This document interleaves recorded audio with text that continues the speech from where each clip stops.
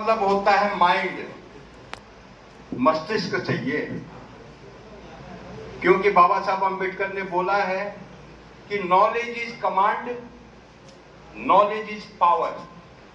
जिसके पास नॉलेज होगी वो देश के अंदर कमांड भी करेगा, और जिसके पास नॉलेज होगी उसके पास पावर भी होगी।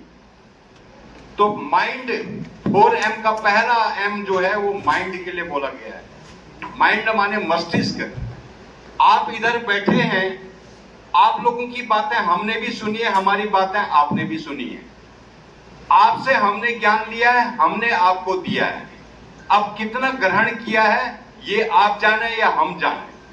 पहला माइंड, और दूसरा होता है मसल्स, क्योंकि आपकी मसल्स थी, मांसपेशियां सलामत थी, इसलिए आप आए दूर दूर से। आप आए दूर दूर से, आपकी मसल्स ठीक थी, शरीर ठीक था, इसलिए आप आए इधर। और तीसरे M का मतलब होता है मनी।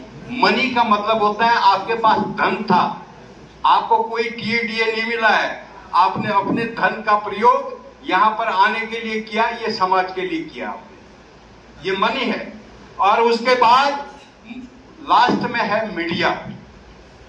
अब हम लोगों ने, इतने लोगों ने बोला, तो आप मीडिया के एक यंत्र हैं। आप जहां जहां जाएंगे ये सारी बातें वहां पहुंचाएंगे कि हमारे आदरणीय नारायण पाल जी ने, और ठीक बोला कि ये हल्द्वानी के अंबेडकर, 6 जिलों की राजधानी है हल्द्वानी, तो वहां के अंबेडकर हैं।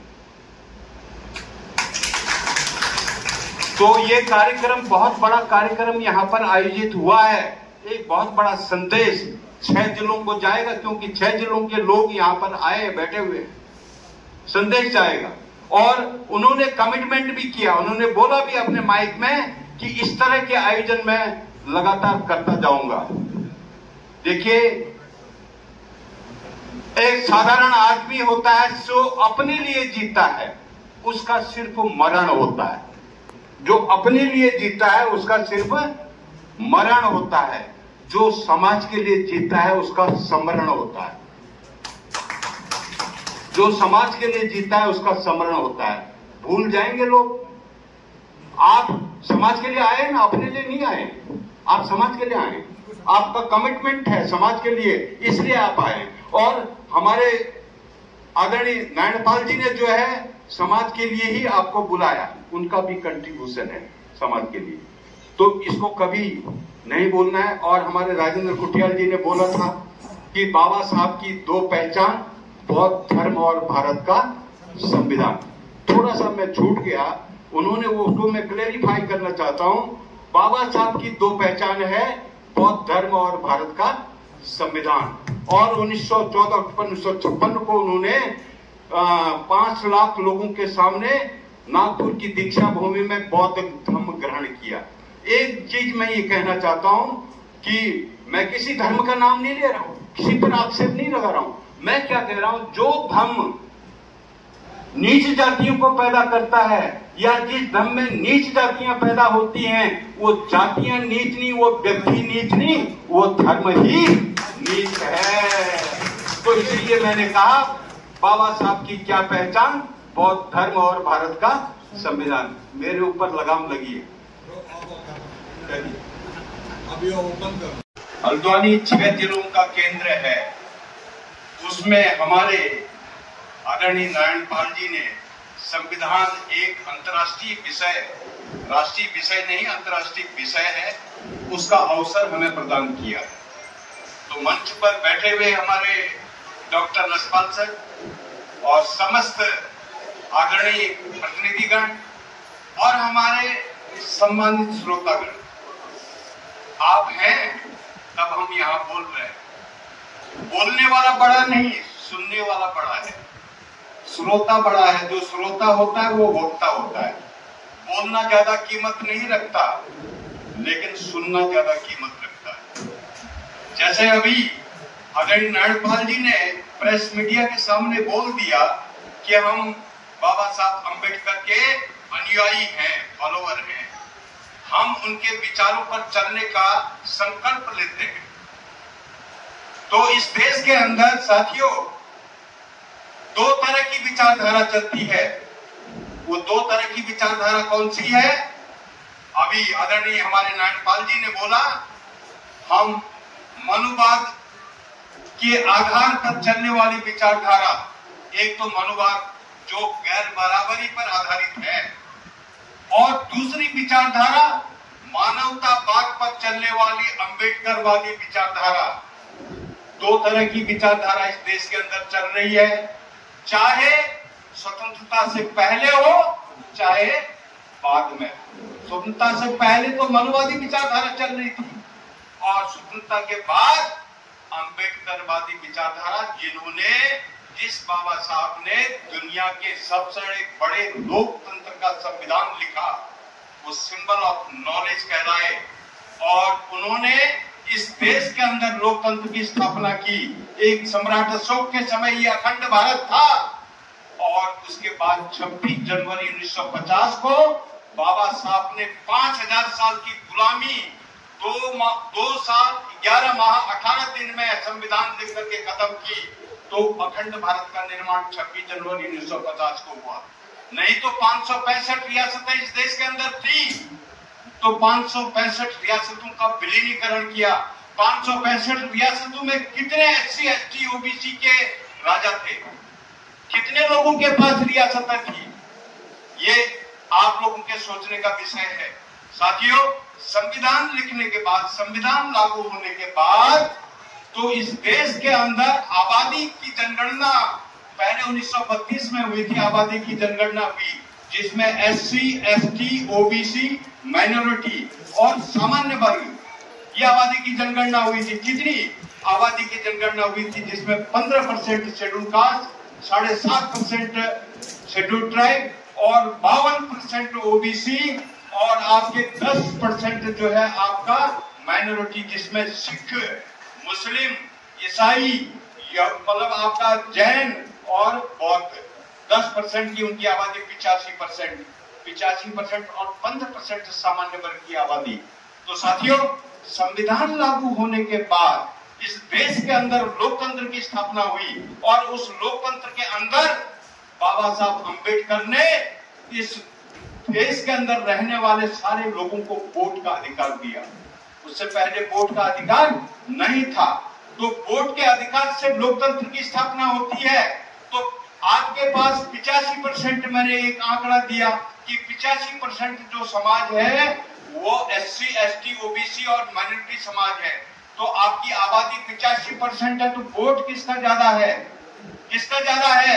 85% आपका ज्यादा है ना। जिसको मान्यवर कांशीराम जी ने बहुजन समाज का नाम दिया, तो आपका वोट प्रतिशत ज्यादा है, और उनका वोट प्रतिशत कितना है? 15% वोट प्रतिशत है।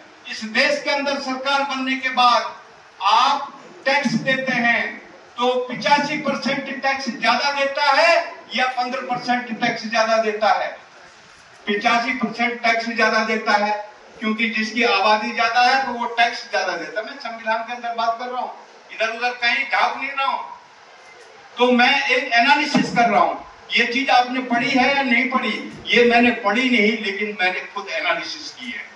एनालिसिस के जरिए मैंने बता दिया कि 85% की आबादी में वोट का अधिकार सबसे ज्यादा आपके पास, और 85% की आबादी में सबसे ज्यादा गवर्नमेंट को टैक्स देते हैं, तो 85% लोग देते हैं। तो वोट हमारा, नोट हमारा, राज तुम्हारा। चलेगा? चलेगा? वोट हमारा, वोट हमारा, नोट हमारा। नोट भी तो हम ही जमा करते हैं ना, 85% टैक्स। वोट हमारा, नोट हमारा, राज तुम्हारा। चलेगा? तो क्यों नहीं चलेगा? This is the question. क्यों नहीं चलेगा? This is the question. ये वोट का जो राइट आपको मिला है, तो उससे आपको क्या लेना है? लोकतंत्र के अंदर राज सत्ता लेनी है। क्या लेना है? राज सत्ता। वो हमारा भारत का संविधान इस बात की गारंटी देता है। लेकिन भाई, आप आज जो सरकारें बनती है, वो 30 से लेकर के 50% वोटों से बनती हैं। किससे बनती है? 30 से लेकर के 50% वोटों से बनती है। और आबादी सवर्ण समाज की कितनी है? 15% है। तो 15% से सरकार बनती है, या फिर हमारे वोटों से भी सरकार बनती है। किसके वोटों से सरकार बनती है? हमारे वोटों से सरकार बनती है। 15% वोटों से सरकार नहीं बनती है। तो जब हम उनकी सरकार बनाते हैं तो वो संविधान को लागू करने में कोर कसर क्यों छोड़ते हैं? संविधान इस देश के अंदर लागू 26 जनवरी 1950 को हुआ। बाबा साहब अम्बेडकर ने कहा था कि मैंने संविधान तो बना दिया। कोई भी संविधान कितना ही बेहतर क्यों हो, कितना ही अच्छा क्यों ना हो, लेकिन उनके लागू करने वालों की नीयत अगर खराब होगी तो वो संविधान अच्छा साबित नहीं होगा। इस देश के अंदर 75 साल की आजादी के बाद इस देश में 82 करोड़ लोगों को फ्री में, मुफ्त में अनाज देने की जरूरत क्यों पड़ रही है? 75 साल की आबादी के बाद इस देश में आधी से अधिक आबादी जो है निरक्षर क्यों है? इस देश में 75 साल की आबादी के बाद और गरीबी की रेखा से नीचे जीवन यापन क्यों कर रहे हैं? तो क्योंकि संविधान सही ढंग से लागू नहीं किया। इसीलिए आधी आबादी निरक्षर है, अशिक्षित है, और आधी आबादी गरीबी की रेखा से नीचे जीवन यापन कर रही है। अंत्योदय, अंत्योदय एक शब्द सुना आपने, वो क्लासिफिकेशन है अंत्योदय। अंत्योदय भी है यहाँ पर। तो भाई 75 साल किसके पास रहा शासन सत्ता? जिसके पास शासन सत्ता रहा वो उनकी जिम्मेदारी है ना, ये हमारी जिम्मेदारी नहीं है। और हमारी जिम्मेदारी भी है, इस देश के अंदर हम वोटर हैं। हमने जो है वोट देने वालों ने, वोटर जो है वो शासक होता है। वोटर क्या होता है? शासक होता है, राजा बनाने वाला होता है, किंग मेकर होता है। तो हमारा वोटर जिस दिन समझ जाएगा, मैं कह रहा हूं कि संविधान बचाओ, संविधान आप और हम तो बचाएंगे क्योंकि हम वोटर भी हैं।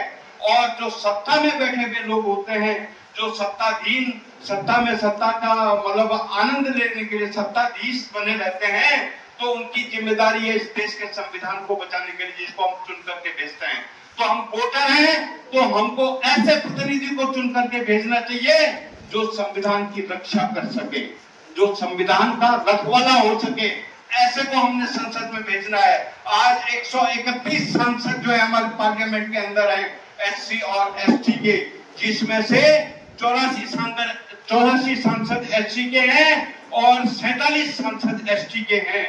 क्या वो संविधान के बचाने की जिम्मेदारी उनकी है? तो हमने यहाँ पर एक मीटिंग करके ये कर दिया कि हम संविधान कैसे बचाएं, लेकिन संविधान बचाने वाले लोगों को हमने भेजना होगा संसद के अंदर, ताकि वो संसद में जो संविधान लागू न करने वाली सरकारें हैं उनका मुखालफत कर सके, उनको बेनकाब कर सके।